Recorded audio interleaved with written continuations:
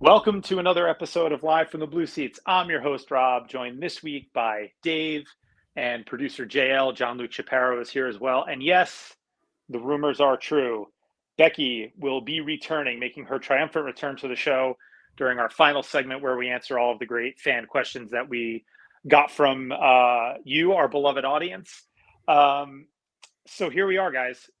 We are in the midst of the first, and it might not be the last, crossroads in this Rangers run towards what we hope is a Stanley Cup championship.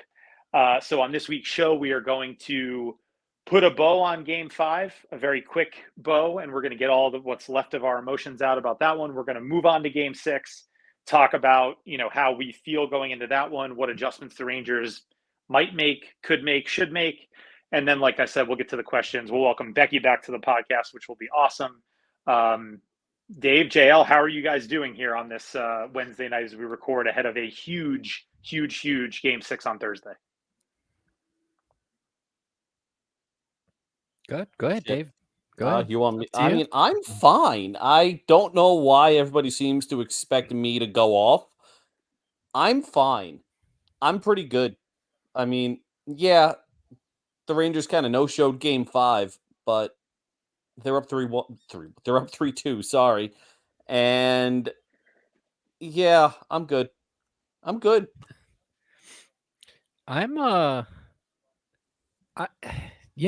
not worried.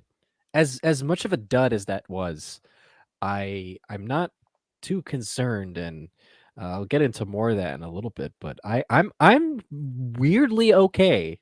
Strangely cautiously and strangely optimistic.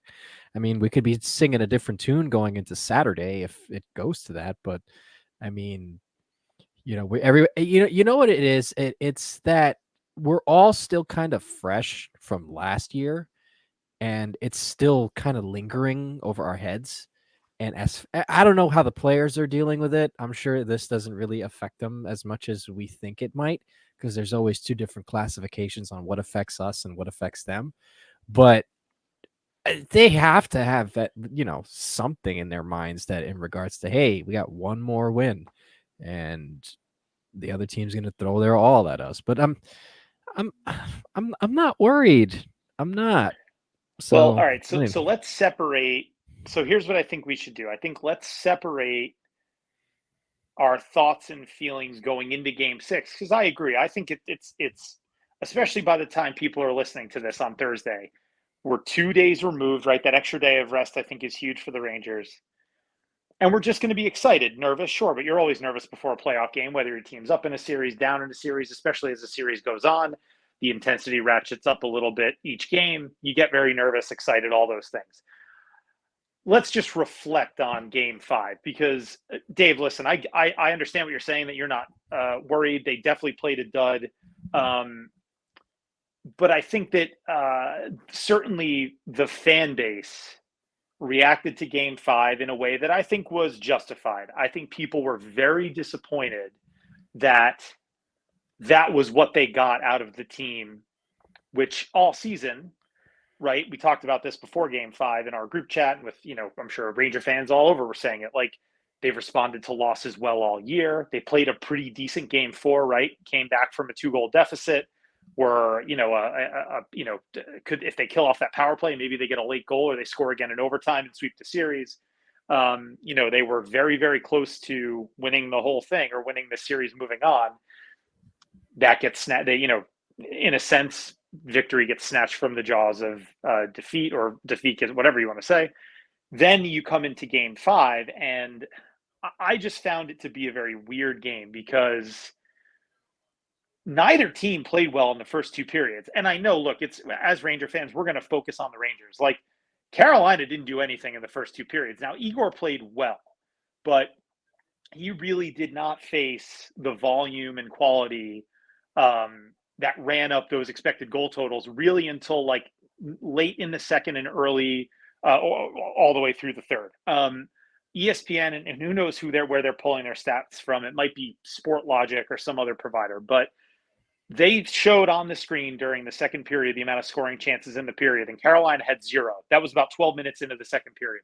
So it's not like the Rangers played a bad game through two periods, especially. But then the third period was like everybody's brain and legs, and not to sound overly dramatic, but like hearts, everything shut off in the third period. And it was one of the weirdest periods I think I've ever seen a Ranger team play. Now, we've seen them play dud playoff games, right? I'm thinking 2014 Pittsburgh, they get booed off the ice in that series to go down 3-1. 2015, the infamous Tampa Bay games 5 and 7, listless, lifeless, awful home performances, shutouts right back to back. Of course, sandwiched in between is a great game where they score 7 goals and extend it to game 7, which was just such an enigma, right? That whole situation. But this was like 2 meh periods by both teams, and then an absolutely awful no-show of a third period by the Rangers. And I mean, look, I'll just talk about this, and then Dave, I'll give you the floor. Like, and Sean Avery has said this, and I don't disagree with him. And he's ranting and watching these games very closely. Jack Roslovic, who I like and I think does provide value here, he made maybe the single worst play of the season, driving by Dmitry Orlov, and that opened up everything for that goal. Now, yes, Mika Zibanejad goes for a very lazy, very late change. Braden Schneider doesn't gap up properly. Keandre Miller is kind of soft getting back. But that whole thing could have been prevented if Jack Roslovic simply goes to Dmitry Orlov and stands in front of him and forces the puck backwards. He skated by him almost like he didn't know where the puck was. And he turned his back on the play, and that opened up the whole sequence for Stahl to score that goal and turn that game on its head. So that play angered and frustrated me. And from there, it was just, it was breakdown after breakdown after breakdown. I don't think the Rangers had any confidence that they could win that game by any score other than 1-0. And you could tell that by their approach to start that period. So that bothered me. It was certainly a no-show of a third period. But again, Carolina didn't play that great either. They live to fight another day, and here we go to game 6, which we'll get to in a minute. But so certainly I was frustrated, but I've also been more frustrated by Ranger playoff efforts in the past, I'd say. Yeah, and that's the thing. I was more frustrated by game 7 against the Devils last year. And this team, I've been saying this all season, they're built differently. And like you said, with game 4, if that game could go either way, the Rangers hit 3 or 4 posts in that game. That game could go a different way and the Rangers sweep. Or just to look at it a different way, and somebody mentioned this on Twitter in one of my mentions before, and I'm never going to be able to find it. So if you're listening, just sorry, I couldn't find it. If the Rangers lost game 2 and won game 4, we're not having this conversation. Right. It's just because they got up 3-0, and then they had a late goal against the Brady Shea goal that gave Carolina a win. Then they essentially no-showed for most of the game with 1 high danger chance the entire time. That was terrible. The Roslovic play was horrible. But to single out Roslovic isn't really fair. I get what Avery's doing. But the entire team no-showed except for Igor. So It is what it is. I mean, it's 3-2 going back to Carolina. The Rangers can and have won in Carolina before. And I don't know. I think this team will close it out. I don't know if it's going to be a dominating game the way they closed out game 7 last year, where they won, what was it? Or not last year, sorry. 2 years ago, where they won 6-2 or something like that? Mm-hmm. Yeah, it was 6-2. The Ray Ferraro never mind call. Yes. I don't know. This team, I'm not going to get overly worried until either they don't show up in game 6 or they no-show for the first period in Game 7. I still think this team can and will win the Stanley Cup. Every team's got to go through adversity. They created their own adversity, but every team needs to go through it. And you know what? They'll figure it out. Well, yeah, and JL, I'll get your thoughts as well before we move on. But one thing I want to add to that, Dave, and I think it's a great point, and I think this will help, bring some perspective to this. Florida, a very good team that I think a lot of Ranger fans look at and think, man, that's a team full of alphas, right? That's Kachuk and Reinhart and Bennett and Ekblad, and they've got all these tough guys, and they no-showed Game 5. They had a chance to close out Boston at home, and I wasn't watching the game super closely because I had the Knicks on, which I think I'm sure I'll throw a Knicks mention or two in here because there's such an interesting juxtaposition at times, and with the dual playoff runs, there are kind of a lot of similarities and things you can kind of compare between the two teams. But I turned the game on. It was 1-0 Boston. Shot attempts were 31-17 Bruins, right? And this is a team that has had trouble generating offense all playoffs, and Florida no-showed. I mean, what else can you say? They lost to Boston, a team that they are without their best player, who they are clearly better than at home. Then another example, Colorado gets their doors blown off by Dallas. And now, again, I know they have the Nichushkin issues. He's no longer with the team. I know they've got some injuries and things like that. But that's a Stanley Cup champion. Again, it's a team full of quote-unquote alpha. Because this is the thing I've heard. The Rangers don't have any alphas. They were all like down and they were all like alphas. Yeah, what the fuck is this? Well, this is a thing people say, Dave. I mean, like people, and especially with the post-game comments, people are not happy with them saying that the Canes wanted it more. And I hate hearing my team say that too, but I'm also not like reading too much into that stuff. Regardless, Colorado got their doors blown off by Dallas in their game in a spot they should have been desperate in a Stanley Cup champion. You can reference every past champion. These games just happen. You don't have legs. You're just not there mentally, physically, emotionally, whatever it is. You lose a bad game, especially in the playoffs. When you lose multiple games in a row, it feels like the sky is falling, right? One loss, even the most psycho Ranger fans among us can usually handle one loss. But 2 losses in a row, then it starts to feel like panic time. So I agree with you, Dave. We have to trust not only this core, which I know why people have their doubts, but let's trust them. That's who we got. And the coaching staff. That's been the major change this year in the mentality, the business-like approach to the team. And I do think that they will, come with a better effort in Game 6. So again, before we get into Game 6 specifically, JL, what were your kind of summary of your feelings throughout and then in the immediate aftermath of Game 5? Going into the game, like you guys mentioned, they didn't look bad, but they weren't great either. And that was something that I was holding my hat on because, you can kind of tell from the start of the game that something was off. Yes. And when Trouba scored, that kind of got a fire under them for a little bit, but something happened where whatever problems were ailing them or whatever adjustment Carolina made, you knew something was up when that first Carolina goal was scored because it was just so out of character. Even in the game that they lost on Saturday, that was just a good, close hockey game. So it makes it a little bit easier to stomach in the sense that, okay, well, you can argue about the penalty, whether it was legit or not, but they were in it the whole game. They had a good comeback. Alexis Lafreniere ties the game at the beginning of the third period, and the Rangers had that upward swing in momentum where if nothing had happened, like you alluded to, could have either won it late or gotten something in overtime. So you kind of felt, and I think I forget who it was that alluded. I think it might have been you, Rob, that kind of alluded to this in the chat, is that they probably felt that maybe the one was enough. Yeah, that was the sense I got watching the game. Yeah, and they were just really relying on Igor, but the problem is that their defensive zone coverages, just this as a team, were just awful. So Carolina, as much as we talk about them, low danger chance merchants, and they just throw a bunch of pucks on net, they're still the second best team in the East.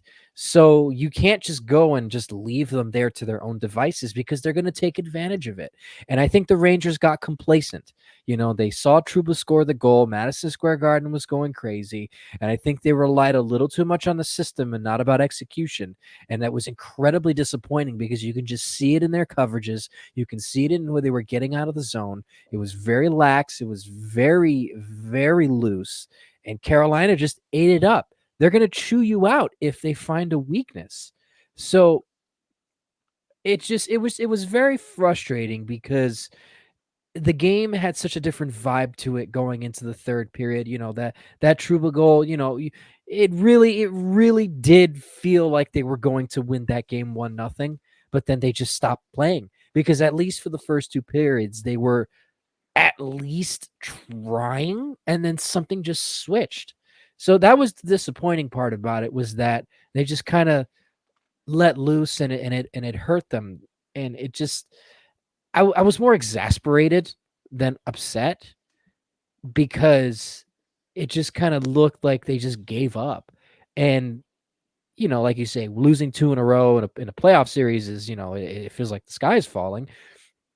But, you know, you just they're human too. They're prone to not being perfect every single time, but it's disappointing, man. They even some of the bad games that they won, they still looked like they were okay. And I don't know, it was just a very, I felt very just I'm trying to find the right word for it. I was very disappointed, and I something just felt off. And Yeah, they were off. um I mean, and there's a bunch of plays. I believe it was, I think his name is Matt Mugno. I don't know if I'm saying that right, but he's kind of he was a recent grad. He posts a lot about the Rangers. He did a little bit of a hockey news thing with Lazarus. I don't know where he is now. I think he's Mugno MA on Twitter. He posted basically a bunch of clips of the scoring chances the Rangers had in the first period. And they had a ton of opportunities to get quality looks on net. And like, if you watch the clip, it's about a minute and a half long. Pretty much all of them are like fumbled pucks, or they're just about an inch off, or as opposed to making a pass to an open guy, they take a bad angle shot and it's an mhm. easy save and clear. It's like they were just not executing. It wasn't an effort thing. Like, I was not watching that game and thinking like, man, this team's dogging it in a playoff game. Like, No, no, no, I want to no. throw my phone through the TV. Like, it's not that. It was, they were just off. The timing wasn't there. The rhythm wasn't Mhm. there. Like, again, you hear this a lot. Like, 5 in the picture, right? Like, having guys close together so that there's passing options and puck support off of 50-50 battles. Like, they just did not have that. They were not in the right spots. Mhm. Their execution with the puck was bad. Their execution without the puck was bad. And it's a bad game. I mean, look, and here's my first parallel, right? It happened to the Knicks in Indiana in game 4. They lost by 32 points. They had nothing. They had no legs.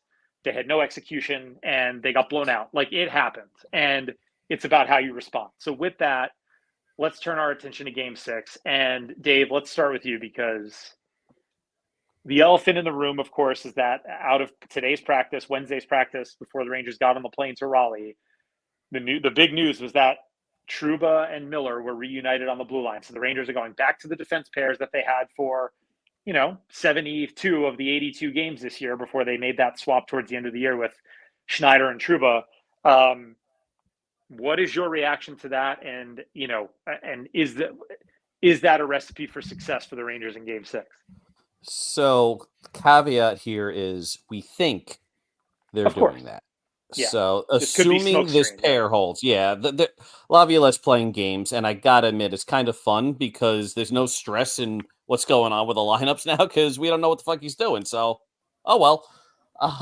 I'm literally throwing up my hands as if you guys can see me, and nobody can see me. Yeah. Anyway, so things we have to remember about Game 6 is it's in Raleigh for starters. Carolina has last change, and Rod Brindamore is a notorious matchup coach. We know Carolina plays basically the same way all the time, and that system essentially plays into the Rangers' strengths when they're executing. But what Brindamore does very well is he gets specifically that Aho, Gensel, Svechnikov line away from the top defenders. And not just that, but he targets the weakest lines and defense pairs on the opposition. For the Rangers in games 3 and 4, that was Gustafsson, Trouba. And everybody torched Trouba. It was game 4, I think. Everybody torched Trouba completely. Everything was his fault. Even if he wasn't even on the ice, it was his fault. Granted, it doesn't help that he makes himself into a meme with whatever that hit on Nietzsche's was. But when you separate Gustafsson and Trouba, you eliminate that matchup. You eliminate that defensive pair matchup. And now Brind'Amour has to pick. Does he want to put Aho up against Keandre Miller and Jacob Trouba? And Miller can probably cover a little bit better for Trouba's mess-ups than Gustafsson can? Or do you want to target Gustafsson and Schneider, which has had good numbers all year, but is not, Schneider's better than Trouba, so it's kind of a pick your poison. If I'm Brind'Amour, I'm probably targeting the Gustafsson-Schneider line mostly because Keandre Miller is very good, and you take your chances against the young kid as opposed to Trouba and Miller. Mm-hmm. Mm-hmm. But now you have that going on. You can kind of free up Miller a little bit if he doesn't get the Aho line like he was, or like they were trying to do, I should say. That frees up Miller a little bit to lesser competition. And maybe you see something a little bit better materialize from the second pair. Maybe I'm just being overly optimistic and just rose-colored glasses the entire time. But I do think this is a good strategy to get away from that pair that just didn't look good against Aho, and they can't control that in Raleigh. So if you can't control it, you break it up. I do think that there is some comfort for all four players in going back to the pair they were with most of the year. I think that, look, as much as, and I really, I don't want to just sort of say things that fly in the face of the data, right? Because I think there's plenty of data that shows that, Trouba and Miller really had a rough go, mostly in the second half of the season. But they had that good start. They were a very good pair the first 6 or 7 weeks of the season. And when you look at it at a macro level, and yes, I know this is maybe due to Igor and improved goaltending and just, bad opponents and outscoring everybody, whatever. But the Rangers played, as I said, earlier, 70 some odd games with these defense pairings, and they won 70% of those games, right? I mean, they were the best team in the NHL all season. They had their blip that lasted about 6 weeks in the middle of the season, and that was coincided with some injuries and poor goaltending. Their 5-on-5 play actually improved during that time, kind of kept them around 500 during those struggles. Point is, I don't think you can fault the coaching staff for going back to the formula that got them the President's Trophy for the most part. Look, Zach Jones isn't coming in unless they go 11-7. And look, I've seen that idea floated. I don't think it's the worst idea in the world, because if Heedle's not healthy and you don't feel great about Rempe or Brodzinski, it's the 12th forward. Look, Zach Jones does match up well against Carolina in terms of, being able to move the puck, join the offense. He might be able to help get the second power play unit going. Although, the Rangers are going nowhere if the first unit doesn't fix its issues, which is something we can talk about here in a minute. But it's going to sound like a cop-out because, everybody, I could just join the chorus and scream, well, Miller and Trouba are back together. We're cooked. I don't know. I don't see it that way. I think I'll say this. Maybe the chances of this happening are low. I think there's a very good possibility those two guys could play very good games tonight, Thursday, whenever you're listening to this, right? It's not out of the realm of possibility. So, and if their teammates raise their level and everybody does what they're supposed to do, which is play a friggin' better game, then I think they'll be okay. So, yeah, JL, I don't know where you fall on this, but, to me, I see why people are upset about it, but I'm also I'm not expecting much else at this point, this late in the season. Well, you have to look at it this way. I understand that the pairing Miller and Truba was not great during the season, and obviously, you can talk about Jacob Truba all you want, his defensive deficiencies, or whatever he is lacking. But for a decent period of time, that pair was okay. They weren't a barn burner. Sometimes they didn't look good on the numbers, but they were able to hold fort, and they did win a lot of games with them on the back end. Truba and Gustafson in the regular season, I was having, because I know Dave had pointed this out on Twitter, and I had a conversation with some friends on the side. Miller and Schneider, and then Truba and Gustafson in the regular season was good because it kind of got them away from maybe some of the bad habits that they might have had. And the regular season is not the playoffs. So, you can kind of get away with, Gustafson blowing a coverage here and there, or, Truba kind of making a small mistake here, especially if you're a President's Trophy winning team. But now I feel like, you talk about the matchup thing.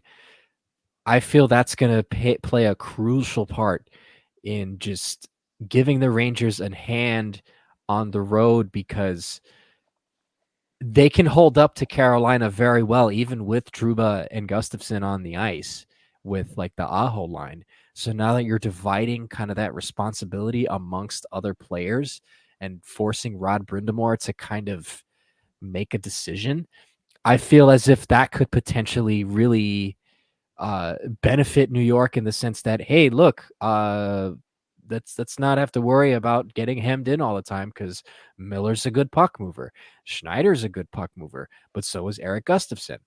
So, but I think the thing that'll kind of tie all of this in together is that the third forward back has to back check. And that is ultimately going to be the success of how these D pairs, if that's what's going to be there, because like you alluded to, Dave, is that, Laviolette's playing games. And, I kind of like it too, because it just kind of, I could just, again, just referencing Dave, I'm referencing like him, like he's not here. It's nice to have a coach that actually tries to put the proper line on the ice for the matchup instead of just throwing out 1, 2, 3, 4. So, but it all depends at the end of the day on how that third forward comes back and supports those D pairs. And if you do get that third forward back, whether it's the center or the left wing, that comes in and support the D, then we're not going to have a problem. And the Rangers are going to be able to win. I still am very confident that they can do reasonably well in a small sample size, Miller and Truba. And then maybe if you want, you can see if you want to make a change, if they go to the Eastern Conference Final. I think that's such a great point, JL. And I think, people often fixate a little too much on, I'm going to look at the bottom of the list, right? Who has the worst expected goals percentage or scoring chance differential? Like, I have news for you. Every team's got a guy at the bottom of the list. Every team's got it. And the weaknesses are the weaknesses, right? We don't know. Zach Jones is he had a decent run in the regular season. We have no idea how he'd perform in the playoffs. I think it's reasonable for Peter Laviolette to say, like, game 6, not the time to try that. Bench your captain, all that stuff. That's just not reasonable. It's not going to happen, right?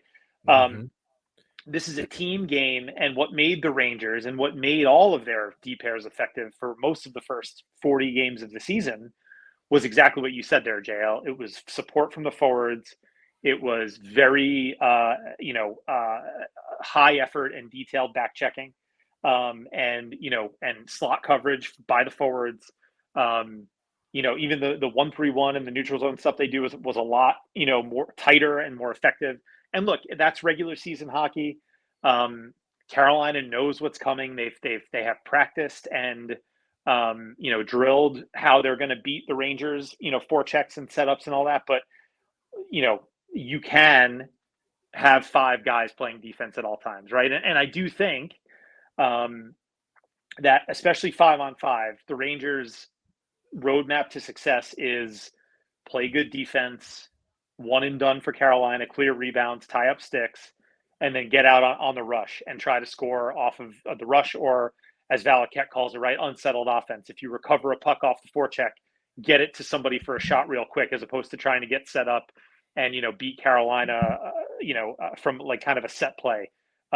You know, the Rangers are very good at kind of quick strikes off of forecheck and dump in recovery. So, yeah, I mean, listen, the one thing that concerns me, and then Dave, let's talk about this for a minute or two, and then we'll get to the questions, and we will get Becky in here, which we're all very excited about.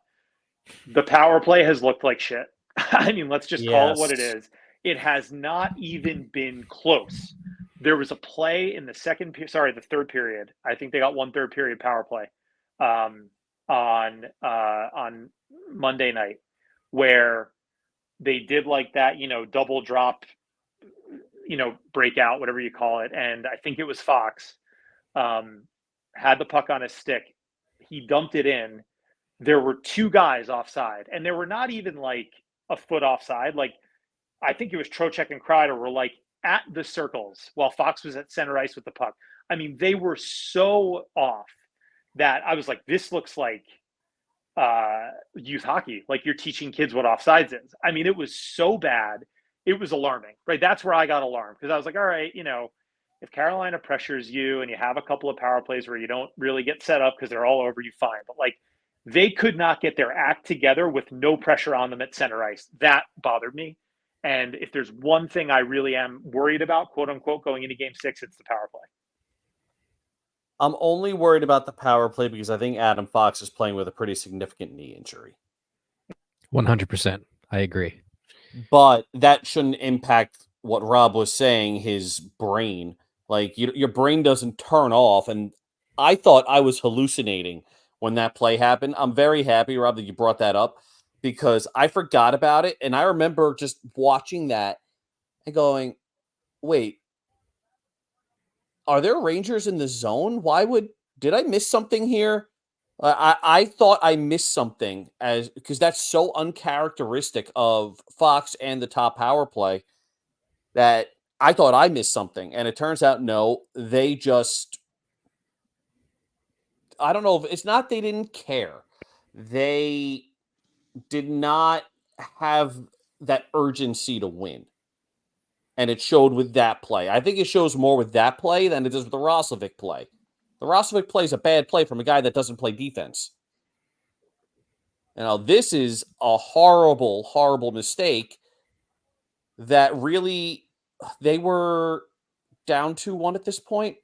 I'm trying to remember the game situation. I can't remember. I'd have to go back and look. I mean, I know it was, it had to be the third period, because they were attacking that net. They were attacking the net to the left of the screen, which is the net they shoot out in the first and third period at home. So, and it wasn't in the first period. So yeah, I don't know. Maybe they were down 2-1 or even 3-1. I don't know when they got a power play in that period. We could look at the game summary, but yeah, I mean, they were definitely down in the game and like desperately needed a goal and like didn't come up with anything, and they got booed.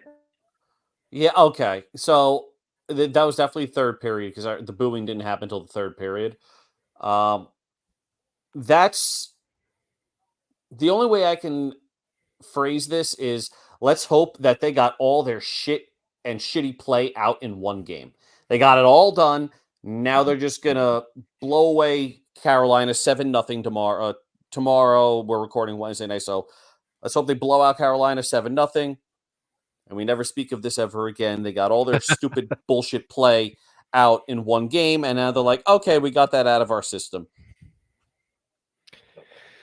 Well, I hope that you're right, because that would just make that would just ease everybody, and I think it would just kind of make discourse a lot better online, and just generally for all of us, just mentally, it would just be nice to see a blowout, especially in the playoffs. In regards to the power play, Carolina's playing it very aggressive, and the Rangers haven't really found a way to kind of get back into it. You know, the thing that had made the power play so successful was the timely passes, but not only just them being timely, but they were quick. So once they were able to set up and make the right play, they were able to find the open man and get Carolina's defense to move around. You know, and they haven't been able to do that over the last couple of games. They have not been able to come into the zone. They haven't been able to set up properly. And it just always seems like it's kind of a one and done at some point on the power play. Carolina just puts kind of like this wall around the net, and the Rangers don't get them to move around anymore. And I think when they scored early on on some of those power plays at the beginning of the series. That was a blessing, obviously, because they won those games that they did that. But it was also kind of a curse because now it just kind of seems as if they're just trying to pop it in quick instead of, making the right play instead of just a play. So I think Carolina took advantage of that and basically just decided to say, hey, we're just going to stand there. You're going to make the quick play. You're going to come to us instead of the Rangers doing what they did best, is making them come to the Rangers. So I think I hope that in the practice that they had today before they flew out, that they were able to kind of work on the power play more of moving things around. I think they made an adjustment. They took Trouba off and they put Roslovic on there, which why was he not on there to begin with? I forget who replaced Trouba, but I was like, why did they not do this in the first place? So that's just Kakko too. It was Kakko Kakko was not getting any power play time. Yeah, when they went to two defensemen look, on the second right. unit. So now they got the 1D, Kakko's in. So it kind of that might actually do, well for them on the second unit if they have to get to that point. But ultimately, it's going to live and die on that first unit. And like Dave said, Fox is definitely battling a significant injury. And I think, honestly, that's really hampered him on the power play because if you look at, normally he comes in and he's looked okay, even when they've looked bad. Like, he's one of the ones that doesn't look too off, but you can tell he's struggling with something. And when he can't have that time to hold the puck properly and actually make a good play, they pressure him immediately. And he's essentially the quarterback of the power play. It's not Spanachad. It's not Kreider. It's not Panarin. It's Adam Fox. And whatever he's dealing with has certainly played a part in their struggles. Rangers getting fucked by guys named Nick Jensen since 2015. Oh, jeez. Don't even get me started on that. Yeah. So Becky's going to join us in a minute here as we will get to questions. But yeah, just one final note on the power play. I mean, and you said it, JL, like this is about the top unit. Yeah, as much as, and look, the second unit I think they have a power play goal. They had definitely Roslovic had one in the first round. They should get some time, no doubt. They should get the final 40 seconds or so. But this comes down to your A players need to make those plays. They need to be those guys. That's where we are, that's where we're at. And that's really, I think, the whole, the whole story going into Game 6. And, people, they say things like this on Twitter, and it's a little bit hyperbole, right? But these are legacy games for Artemi Panarin, Mika Zibanejad, Chris Kreider. Like, if they come out and play a great game in Game 6, they'll be remembered for it. And if they don't, and this goes 7, and heaven forbid it doesn't end well, and we're not going to talk about that yet because it's just not the time. But that certainly means, probably changes are coming to this core. And again, that's a subject for another day. So, yeah, I mein, JL, if you want, we got quite a few questions. Like I said, I think Becky's going to join us here momentarily. Yeah, let's hear what the fans have. All right, so Becky has joined us. She is currently live and joining us right now, so it's nice to have her back. Yeah, hold on. I think she's just getting back to her. Okay. What did I miss? Yeah, you missed nothing. Welcome Nothing back. at all. Well, you missed everything too. I mean, I've missed like a year of podcasts, so that was a really easy way for you to say that. Hi. Welcome back. It has been a while. It's been a second.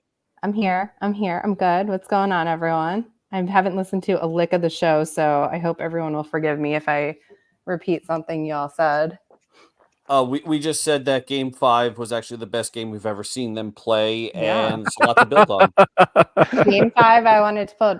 I'm not even going to say that, but it was bad. My phone almost wound up through the television for like 24 minutes straight. So that's where he got that from. Okay. Did Rob say that? Yes, he did. No, it's similar, something similar. I said I wasn't ready to throw my phone through the television, at least until the third period. So, and third period was fucking atrocious. Like, if I saw them pass one more time to a hurricane, I was like, that was it. I was going to walk into the Hudson. Misery. Anyway. Were you going to go find Sean Avery's skates? No, I was thinking more like the Jeff Buckley route, but I don't know how many people are going to understand that reference. I So have no idea what that is. So That's bleak. yeah. it's bleak. That's It's not bleak. good. It's not good. Yeah, I know. What Am I she's going to talking have to about, Google yeah. this and then like text you later going, what the hell? I mean, it was I didn't have to watch that game anymore. But yeah, anyway, I'm sorry. Let's go on to the questions. All right. So, musician references aside, we've got a couple of questions here today. So, the first question comes from @DavyUpper, and he goes, Roslovic was horrible last game. What's the chances of seeing Kreider, Mika, and Wheeler for Game 6?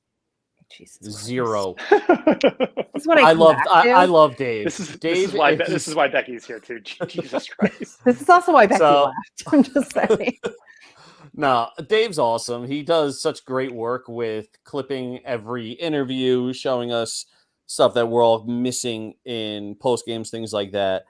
Roslovic is not the problem. If we're blaming Jack Roslovic, then something has gone horribly wrong because the Rangers will win and die based off of Kreider, Zibanejad, Trocheck, Fox, and Panarin in no particular order. And also, Wheeler still has one leg, as far as we know. I was gonna say, like, didn't his entire like right leg just disappear? Like, Mhm. I don't understand how people are back with these massive injuries and they just come back like, oh yeah, like no problem. I understand that medicine states that you can do it, but it doesn't necessarily state that you should do it. You know what I mean? Like what? Oh, like AI. Ugh. Weird 7-finger hands. Like, yeah, that's basically like what his leg looks like right now, a 7-finger AI hand. Like, we don't need that. He's also like, and I say this as an elder millennial here, but like, he is not young. Young bodies tend to recover faster. Once you hit a certain age, like, and I, am not exactly an athlete here, but like, my back hurts every single day. This is just how it is now. And I have a feeling that like, he's probably in the same boat. So it's encouraging that everyone's skating, but also like Phil played one game and now we're never going to see him again. And it's very depressing. So I don't know about that. I think he plays Game 6. Yeah, I think there's a possibility. The at other what thing, look, cost? well, no, it's a great point, Becky. No, truly, It is. because I mean, he was pretty much too sore. That's the reason he missed practice. Like he only played 12 minutes, so he's just not in game shape. And you're coming off concussion. There's a lot of reasons to hold back for sure. Look, the Blake Wheeler thing. Blake Wheeler is a vibes guy, and that's fine. He is not an on the ice guy. Like, look, if we are lucky enough to see this thing through, and there is a cup raising ceremony in June, he'll throw the uniform on, he'll go out there, he'll probably get the cup very early because he's one of the older players, and it'll be a nice image that we can all just look back on fondly, but he will probably not factor into the results of any of these games. Dave, just to close the loop with the Roslovic thing, and then we'll get to the next question. I agree with you. He's not the problem. I also think that like there is value there when he is playing well, and I say this twice a game in our Blue Seat Blogs chat, like he is one of the only guys they have that is capable of picking up the puck in the defensive zone and skating it all the way to the offensive zone. Like he has a good handle, he has good speed, he's good on his edges, he can go around a guy here and there. Obviously you don't want him to try too much crazy shit in the middle of the ice, but like he's talented. Now, look, the finish isn't there. Sometimes the decisions are terrible. We talked about the drive-by earlier in the show, but he's a useful player is how I will put that. And look, if he goes out to lunch on defense again, then I think there's a chance he could get scratched for Game 7, but I think he's in Game 6, no doubt. All right. Sounds good. I don't really have much of an opinion on that. I think Roslovic, his speed is worthwhile, and I think he's going to play for the rest of the series. I don't think Wheeler's going to get in any action, but you guys said it a lot better than I did. Anyways, next question comes, well, this is kind of a two-parter. This comes from one of my favorite follows on Twitter, and I'm sure it is yours too. This comes from @BillSuspill, John Cougar, Colleen Camp, and he goes, first and foremost, if Becky comes back to the pod now, is that considered cap circumvention? And then he also says, Also, obviously, I still believe, but if the unthinkable happens and they get knocked out this round, who pays the price? Because someone or multiple someones will need to. All I'm going to say is if you're not cheating, you're not trying. That's why I'm back. So we're good.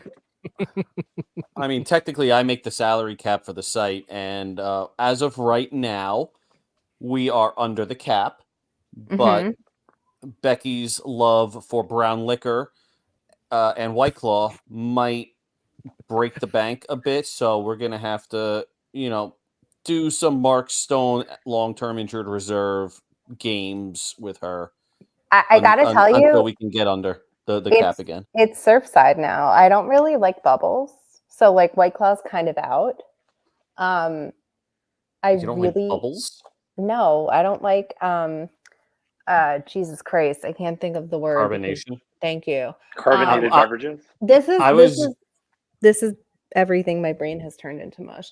Carbonation makes you feel really full and you can't really enjoy your drink, right? So like I'd rather have a cocktail, and Surfside is really nice because it's not too alcoholic, unlike Cutwater, which literally murdered me in September. So I'm just saying, if you like a lemonade and vodka or an iced tea and vodka, this is not sponsored, but if they want to sponsor the podcast, I'm all for that.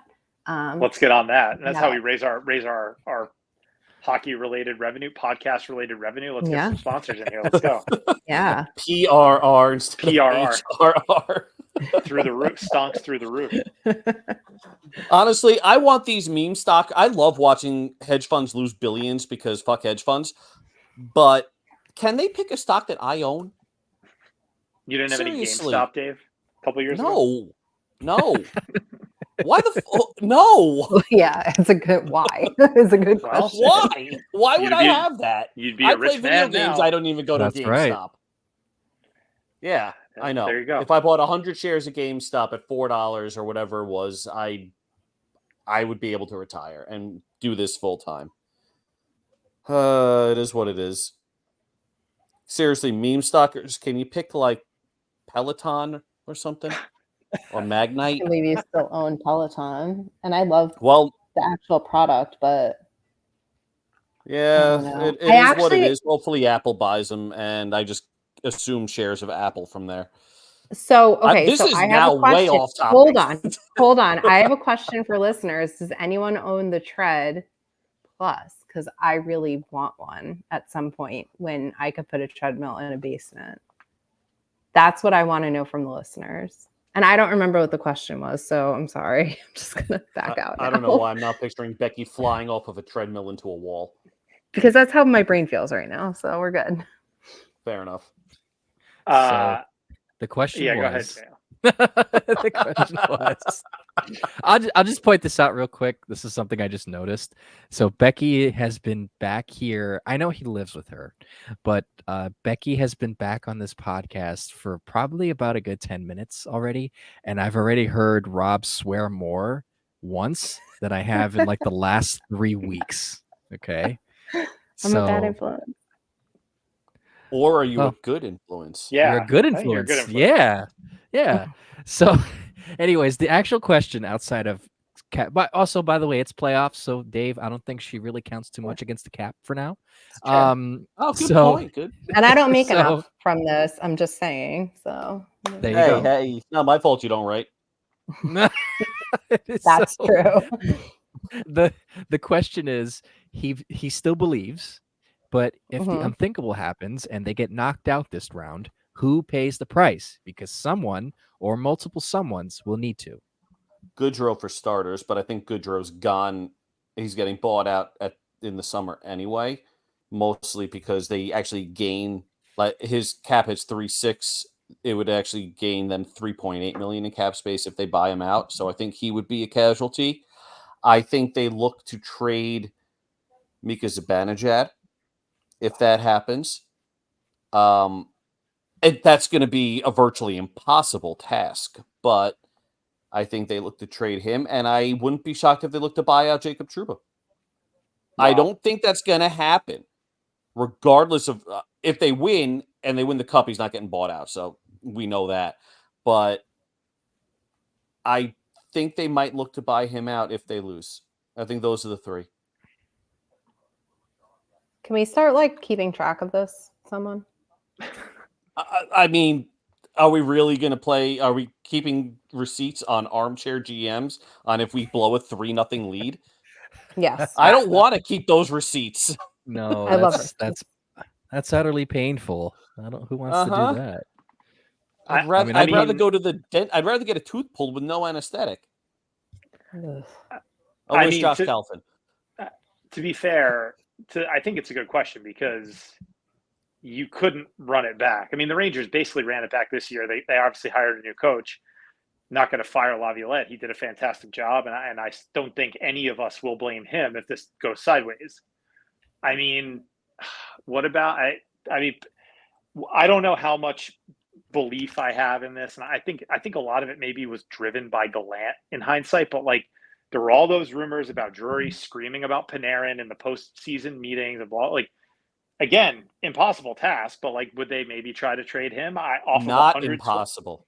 Not impossible. Off of 120 point season. No, I don't think they'll do that after that. I think I honestly I think Zibanejad will more likely be a trade target. But also, if you trade Zibanejad, you're gonna have to trade Kreider because I don't think really he complements well with anybody else. So that kind of also makes the case for him to stay. I think out of everybody outside of Goodrow, I think Lindgren gets dealt because he's kind of like that low risk, reward, low risk, high reward thing where you trade him for a decent chunk of money, you get somebody else to come in and take that spot, and he goes off to like, I was going to say Arizona, but I was going to say Utah. I can't believe I have to say that now. He goes off to Utah, buys a farm and finishes his career out on one leg. So I think Lindgren might be it. And I think either someone in the AHL will probably end up getting dealt, and then maybe I don't want to say Keandre, but maybe Yeah, it could be one. No. Yeah, because then he could get put in like a bigger deal. Mm-hmm. I don't know. And it is a tough question. Lindgren's a good one. Lindgren's a good one. The Zibanejad thing is interesting, only to me because not that I want them to trade him at all, because I actually talk about keeping receipts. All year when people were on his ass, I was like, he will be fine. Don't worry, he will be fine. And until Game 5, when everybody else shit the bed, he's literally been like their best player. It's been him or Trocheck. Yep. They've basically been trading off every night. So like, I don't want that to happen because for multiple reasons. Number one is like, who is replacing him? Like, this is the Rangers. I mean, I think Hockey Statminer has tweeted this. Like, their cap situation isn't even that bad. Like, they could basically bring this whole roster back, right? Maybe make a couple of tweaks on the edges, but like everybody's under contract, everybody's in their prime. They're in a wide open conference. Like why? You're going to trade your number one center, who is even in a down year, is a 70-point guy and one of the most lethal power play players in the league. Like, for what? What are you getting back? Like, that would be nuts. That would mean you're dismantling the team. So, whereas I think to your point, your guys' suggestions of Lindgren, Trouba, I know he's the captain, but obviously his impacts are not as significant as Mika and those guys. Keandre even, maybe even Kakko too. Kakko potentially, yeah. So one thing on Panarin, heading into this offseason, he gets a $9 million bonus on July 1st, and then after that, he's an $11.6 million cap hit for $9 million in real money. That is worth something to a lot of teams. Right. 100%. So that's why Panarin getting traded is, this is fucking depressing, but that's why Panarin is ever. We don't talk about no. Hold on. We don't talk about off season until it is the off season. So I get that. Yeah, we did break a rule. We did break a rule. Question. Can I finish speaking? I've been back for 3 minutes and I have 3 men shouting over me. Okay. I wasn't shouting. Just saying. No, I didn't. John Luke actually wasn't. I'm going to just say, first of all, we don't talk about the off season during the season. So I get that it was a question, but like, we don't have to. And number two, everyone's fucking hurt. Like, the amount of shit they got. I was like fighting with someone on Twitter. I love fighting with people on the internet. I really don't. I need to stop doing that. I'm too old for this shit. But like someone's like Zibanejad's like useless, blah, blah, blah. I'm like, he just got his spine cracked by someone's fucking stick, and the refs don't feel like calling anything because they're on the power play. And God forbid there's a 5-on-3 in the playoffs. Like, oh, God forbid we can't do that. Like, do you want to like maybe use that wonderful tool inside of your skull and think things through? I'm not prepared to have a conversation about this. So I'm not going to have any input. If you guys want to keep having this conversation, like obviously feel free, but I just want to remind you, we don't talk about the off season while there's still games being played. No, and I'm glad you brought that up too, because that was an absurd moment in that hockey game where the Rangers are on the power play and Burns breaks his stick across Mika Zibanejad's back, and there's no call. I mean, and look, I try not to go nuts about the refs, but like there were quite a few significant missed calls in Game 5, and you know, Dave, I'm not tinfoil hat guy. I know you put your tinfoil hat on, but like, man, not a good look for the refs. To Becky's point. Yeah. So just to. This is full tinfoil hat. This is what I put in the chat, and I'm admitting this is not the case. But how is it the Rangers go up 3-0 with the refs calling everything, and all of a sudden the refs completely swallow their whistles and Carolina wins both games? Yep. Didn't I mention that too? I might have mentioned that at some point, maybe, because I feel like maybe I don't know. Because this is how I said it. I said, and I said this in the chat. This I know. Jacob Trouba scores that goal. All of a sudden, the arms start going up for anyone in blue. And look, I'm the first one. If anyone reads some of my tweets outside of the dumb stuff I retweet half the time, I tend to also argue with people online, especially Capitals fans, which was great. I try not to do it too much when it comes to talking about the refs or the umpires, because that's certainly another conversation for another podcast. But it just came so strange to me that nobody in white was getting called for anything. Panarin was skating behind his net, and he got viciously hooked, and they did not call it. Meanwhile, we look at game 4, where Jordan Martinook all of a sudden decides to forget that the ice is solid instead of being water, and he decides to dive. Yeah, okay. Is that something Lindgren should do? Stick his stick out? No. But at the same time, it hit the top of his skate. He dove. Okay. So if anyone's going to be tinfoil hat guy here, it'll be me, because I can't stand the referees. They made some okay calls at some point. They had to make calls at the double overtime game. They couldn't avoid that cross check by Shea on Trocheck. But if anyone's going to put the tinfoil hat on or act very, Fox Mulder when it comes to, referee conspiracies, it's going to be me. So, but is it going to be May? I avoided saying that. I avoided it, Dave. And I didn't want to do raining. It. Yes. Gosh. Anyways. Okay. I think we spend way too much time on a theoretical, really depressing question. Yes. Thank you, Mr. Bill Suspill, for fixing the vibes here. That's right. Anyways, next question. This comes from Kevin at Spozo211, and he writes, who left in the playoffs would you rather punch in the face more, Tony D or Brad Marchand? That's an easy answer. Tony D'Angelo every day of the week. Yeah, that's the best question I've ever heard. That is the greatest question. Thank you for going with this one following the depressing one. This is a great question. The answer is obviously D'Angelo, or the Lauren Boebert of hockey. Yeah. Can I just interject something real quick? I just want to say this before we go in. So because this one, I'm very eager to say this, because I will actually do this if I ever get the chance in real life to do this. So Sewell, New Jersey is not that far from me. Okay. Not that I'm going to go over there and do this. Yeah, I know. But, well, it's a little more south, but I'm not one to be theatrical in person by any means whatsoever. Like if I see a celebrity, unless it's somebody I really like, it's like, oh, there's Philip Seymour Hoffman. Oh, look, there's Stephen Colbert. It's okay, whatever. Or if like there's an athlete of another team, it's like, oh, hey, what's going on? Shake Mika Zibanejad's hand. Okay, But if I see Tony D'Angelo on the street, I 100% yell at him, and people would think, oh no, you're not going to do that. No. You don't understand. I'm crazy enough where I will see him and I will say, Tony, you suck. And I will say a bunch of things to him to his face because one, if he tries to attack me, that's going to be on him. And he's a professional hockey player. That's a settlement. Two, he doesn't scare me. Okay. Yeah. He's a hockey player. Fine. Yeah. But he's a punk inside. I'm not a punk inside. I will 100% go up to him and be a jerk to him.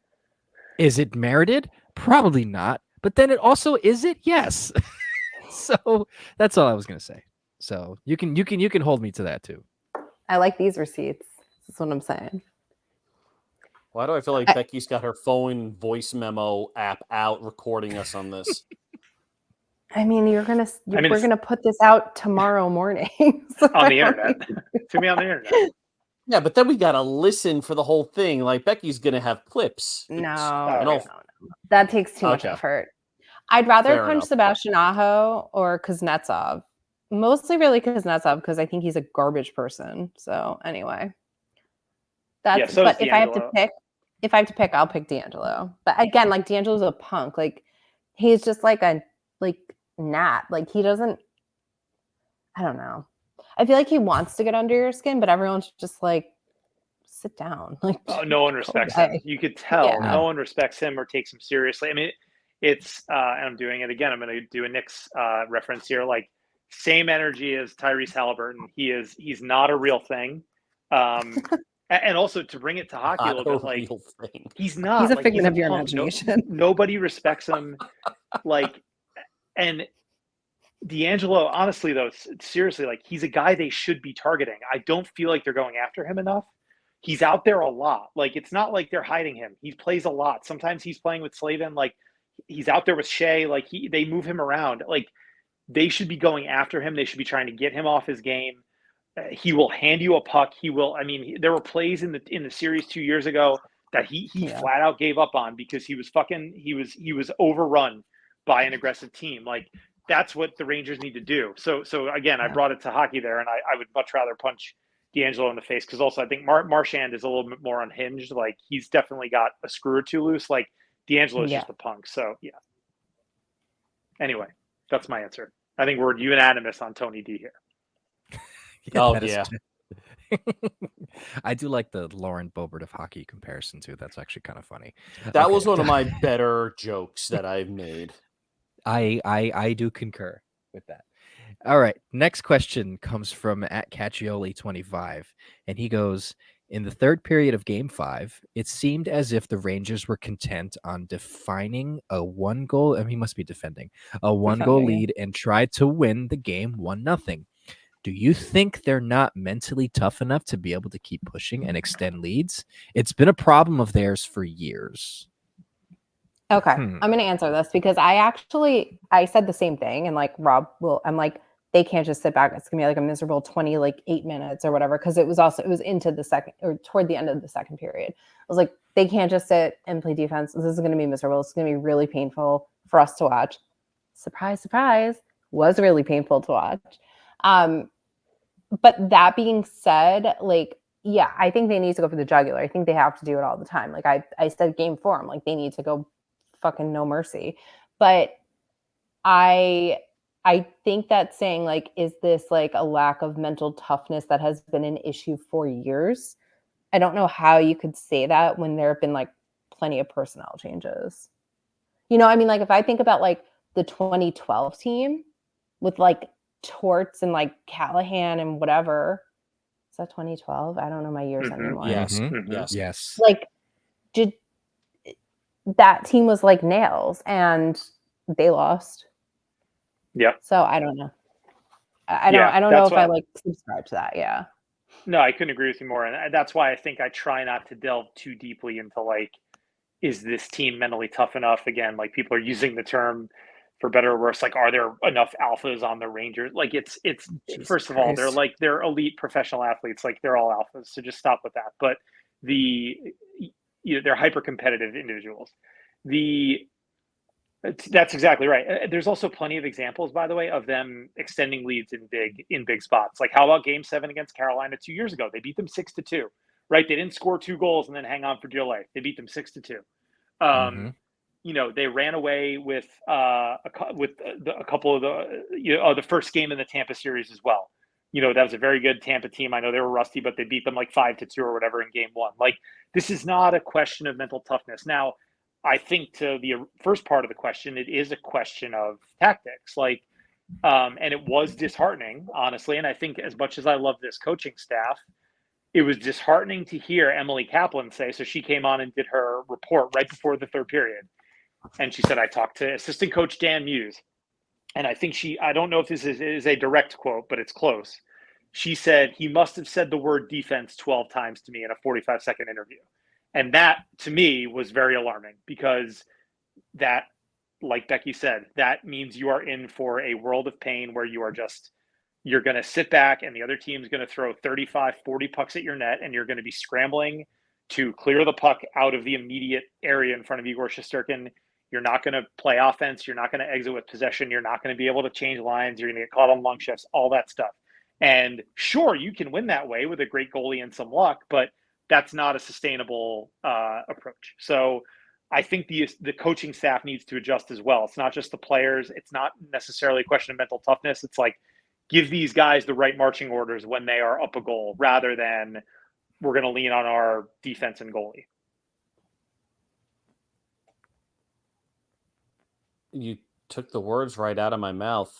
I don't think it has anything to do with mental toughness. I think it's just they had a poor game plan for a game that was really wide open, like you guys said, until the third period. And they just were like, 1 goal's enough. Why the hell not? I don't think it's mental toughness. I think they just were like, that's enough. Igor's in their heads. And then they misread the game.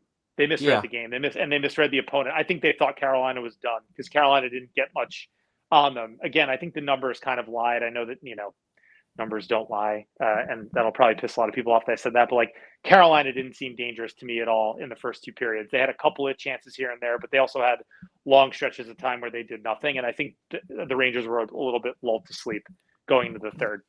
Yeah, they lost this game not because of defense, but they lost this game because they got one high danger chance. One. Right. Mm-hmm. Yeah, exactly. One goddamn hit. That's all we got. One goddamn hit. 7 miles per hour.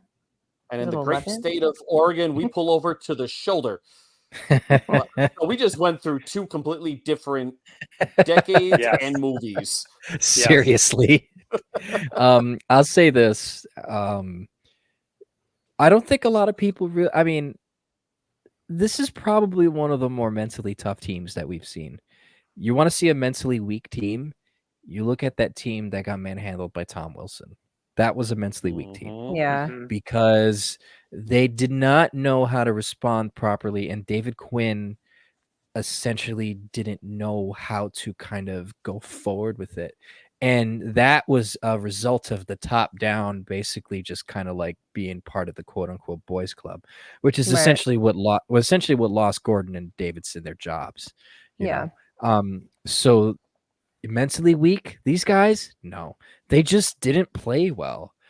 And this is not an attack on the guy who sent the question, because he sends a lot of good questions. I'll say that. But I just feel as if people tend to equate losing to being mentally weak. First of all, you can't win everything. Secondly, you can't win everything.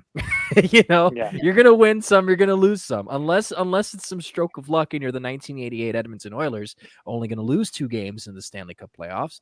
You're gonna lose some, and you're gonna lose some games pretty bad.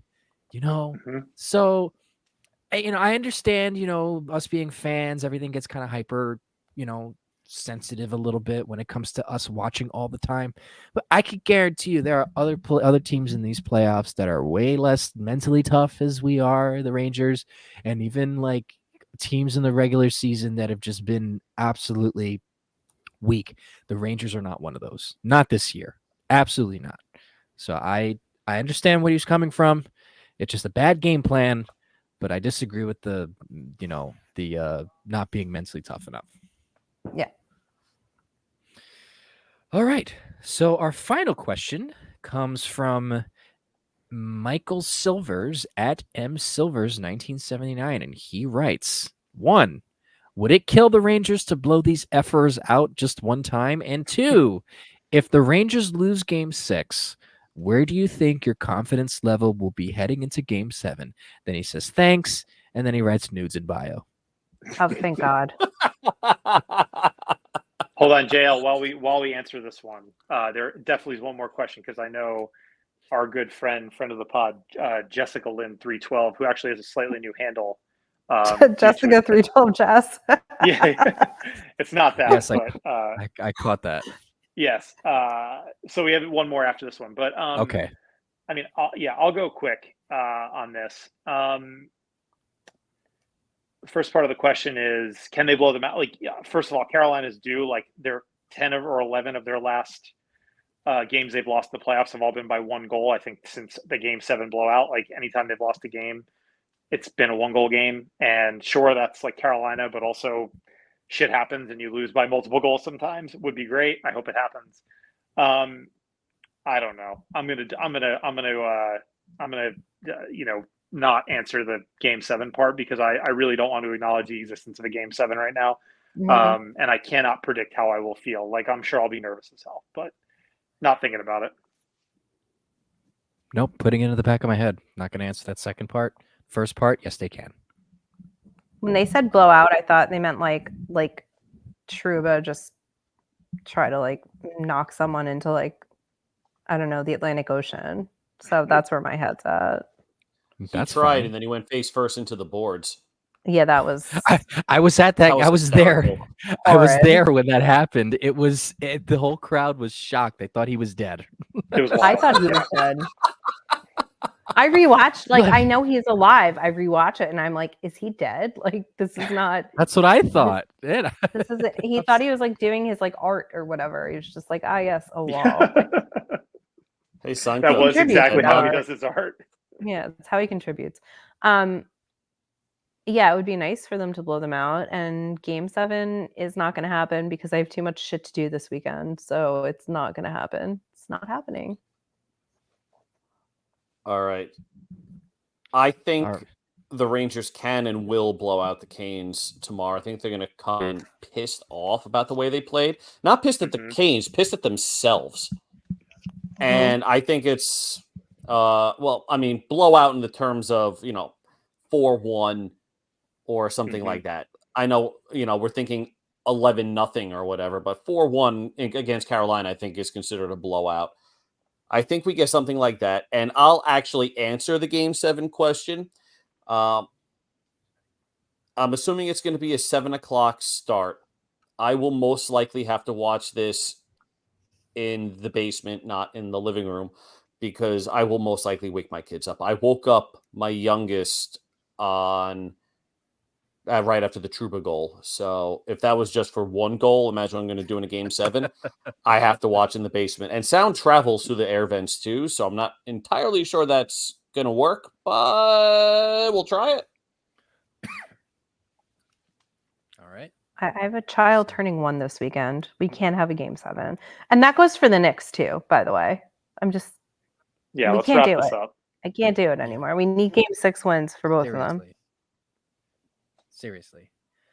All right. Well, I guess for this last question, I think Rob should read it because it is addressed to him. So, Rob, why don't you take this last one? Because it does start with you. You actually got tagged in this one. So I think it's only appropriate you end this off by reading this question off.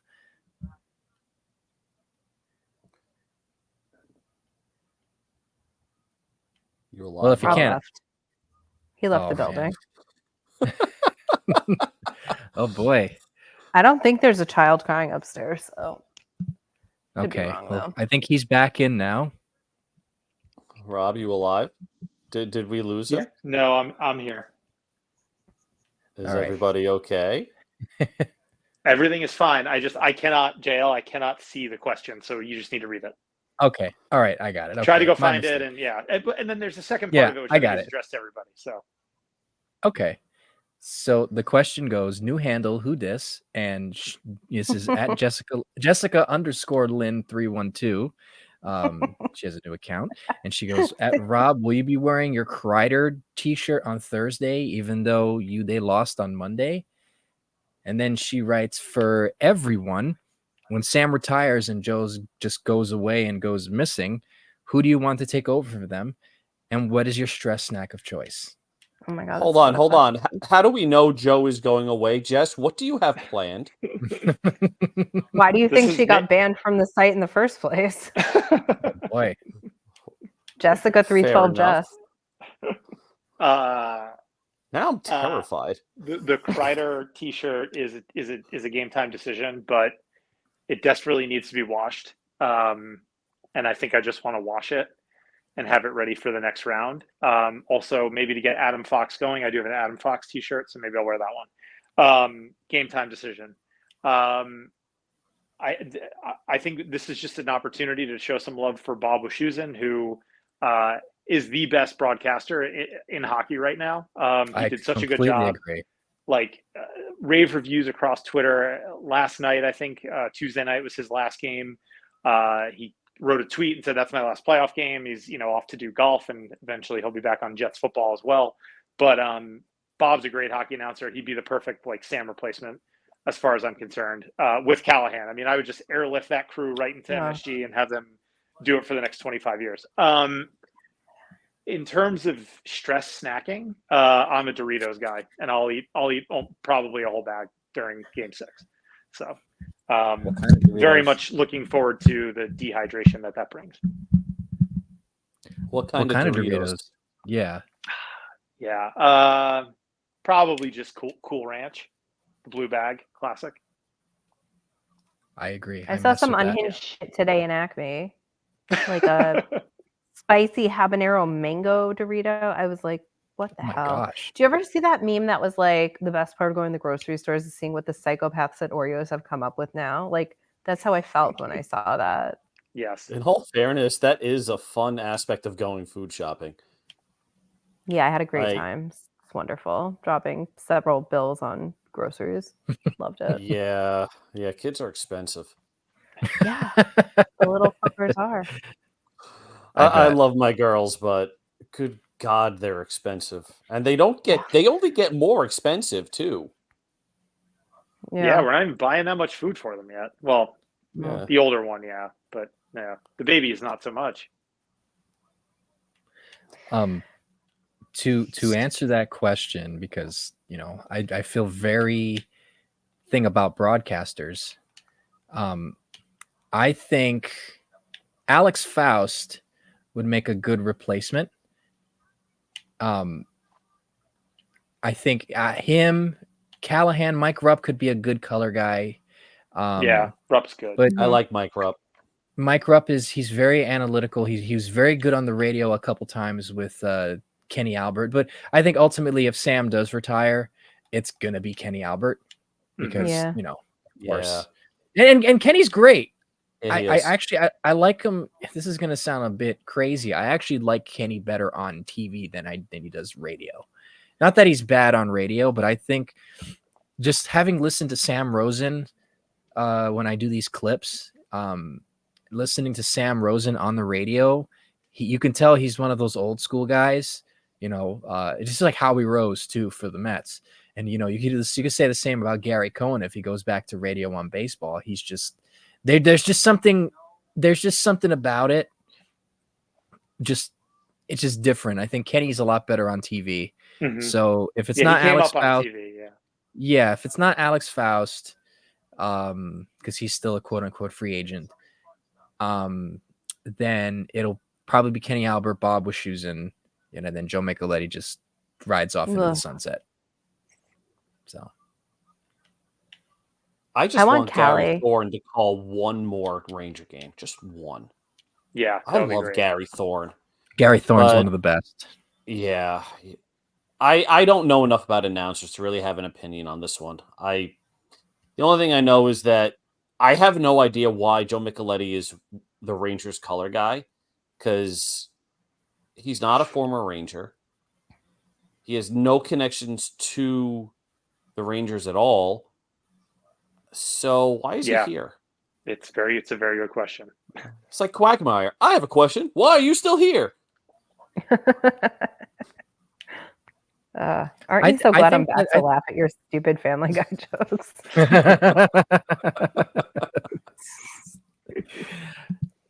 I'll say this about Joe. I think it's just because Sam likes him. I think that's just what it is. I think Sam likes him. I think they got along very well when JD left. I just think Sam likes him. That's it. Yeah. So, I mean, and we've been very overly critical. He's not a bad guy, but I mean, certainly not the greatest analyst, but you know, Sam likes him, so he sticks around, and they want to keep Sam happy, and I think that's what they do.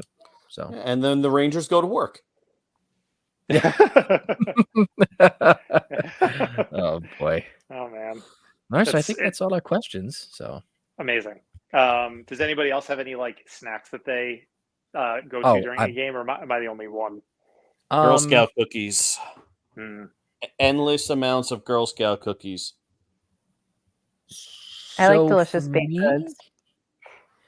Yes. It's tough. I don't really have a singular choice of like cookie or like a snack per se. But I don't know. I just eat everything. That's not going to bode well for me later on. I eat everything. Yeah. Yo, when that metabolism, when that metabolism stops, it stops. Well, I feel that. No, it stops until you have kids, and then you don't have to worry about it because they bring home a plague every other week, and you lose weight that way. Yeah, that sounds like a man who didn't have to birth children saying that. But anyway. Well, yes, that is fair. That is incredibly fair. But I also did have Coxsackie, and that's how I lost most of my weight. Whoa, that is a brutal brutal fucking disease. My fingernails fell terrible. off. Oh God. Okay. This is getting dark fast. Wow. I mean, go look up Jeff Buckley, and then you'll understand. It started dark. It's ending dark. But it's going to be a great day for the New York Rangers, okay? Jeff Buckley, American musician. Oh, okay. Oh, God. Oh, dear God. Yeah. Fair enough. His stuff is great, though. His music's amazing. So good. Listen, Becky, it was so great to have you. We missed you on the pod. And we hope you come back for another episode as the Rangers continue this run. Because it's sure as hell is not ending in the second round. Am I right? That's right. And also, we want Callie Mashuzin for the Eastern Conference Finals at TNT or ESPN or whatever. Please. Thank you. No, that would be great. As unlikely as it seems. Listen, I mean, I think we are just ready to see what happens in Raleigh on Thursday night. And hopefully not needing a Saturday game to talk about. And hopefully by the next podcast, we are talking about an Eastern Conference final preview, or might even be recapping some games, because that thing is going to start right away between the winner of this series and the winner of the Panthers-Bruins series. We're getting into it. The cup feels like it is within reach, but the Rangers have some business to take care of in Carolina. So with that, want to thank everybody for listening as always, and we will talk to you next week.